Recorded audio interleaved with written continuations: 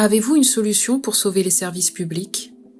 Les services publics, aujourd'hui, on voit bien qu'ils sont exsangues.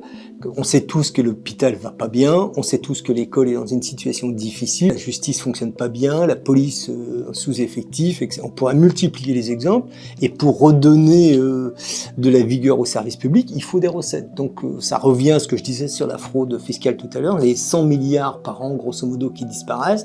Si on les récupérait, on pourrait financer des services publics, et des services publics à la fois de proximité et de qualité, qui donneraient satisfaction à la population. Parce qu'on a aujourd'hui, et dans des départements un peu ruraux comme les nôtres, toute une partie de la population qui est très loin des services publics et qui se sent abandonnée, qui se sent dans un sentiment parfois d'insécurité. Vous pouvez être à 45 km ou 50 km du premier hôpital, vous avez un problème avec une administration, mais il n'y a plus de bureau nulle part, vous êtes obligé de vous déplacer, etc.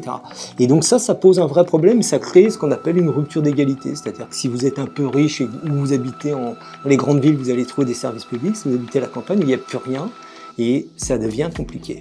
Donc il faut réinjecter les services publics. Et en premier lieu, peut-être les deux principaux, quoi. La santé, l'hôpital, il est inacceptable que les gens passent des nuits dans un couloir parce qu'il n'y a pas de chambre, sur un brancard. Bon, on a tous vu ça, ou tous entendu ça.